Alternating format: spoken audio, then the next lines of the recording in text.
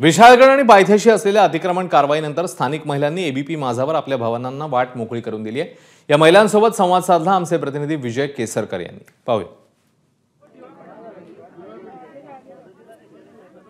विशाळगडावर राहणाऱ्या महिला, ज्या दिवशी ही सगळे प्रकार घडला त्या दिवशी घरामध्ये असणाऱ्या महिला, तिथे राहणाऱ्या महिला आणि खास करून हिंदू आणि मुस्लिम या दोन्ही महिलांशी आपण संवाद साधणार आहे।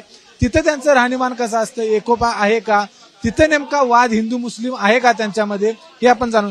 तुम्ही गडावर राहताय, गडावर हिंदू मुस्लिम कशा पद्धतीने राहतात मला सांग। तिथे हिंदू मुस्लिम असा कोणताही भेदभाव नाही। आम्ही हिंदू मुस्लिम एका घरातल्या कुटुंबासारखं आम्ही तिथं राहतो। ज्या वेळेला हे घर माझं घर पाडण्यात आलं तेव्हा माझी तिथे तब्येत बिघडली। माझ्या हिंदू मुस्लिम बहिणी भावानी मला येऊन तिथं वाचवलं, पण सरकारला माझी दया आली नाही। माझी जी हिंदू मुसलमान लोक होती, माझी जी मुसलमान बहीण भाऊ होते, त्यांनी मला येऊन वाचवलं। मला सरकारनं दया दाखवली नाही। माझ्या मुसलमान बहिणी बंधावर मी गर्वाने सांगते की आम्ही एका कुटुंबातले आहोत। मला सांगा ताई, त्या ठिकाणी हिंदू मुस्लिम काय वाद आहे वर राहणाऱ्या लोकांमध्ये, किंवा तिथे तुम्ही एकमेकांमध्ये घरामध्ये कसं जाताय, कसं वावरताय? नाही, आजपर्यंत आमच्या इकडे हिंदू मुस्लिम असं कधी भेदभाव झाला नाही।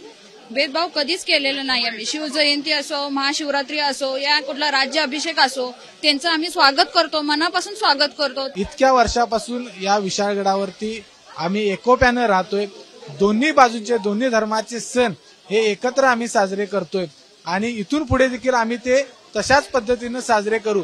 मात्र ही दरी निर्माण करणाऱ्यांच्यावर मात्र कारवाई करायला पाहिजे, अशा पद्धतीची भूमिका या महिलांनी घेतलेली आहे। कॅमेरामन निलेश चव्हाळेसह विजय केसरकर, एबीपी माझा, विशाळगड, कोल्हापूर। एबीपी माझा, उघडा डोळे बघा नीट।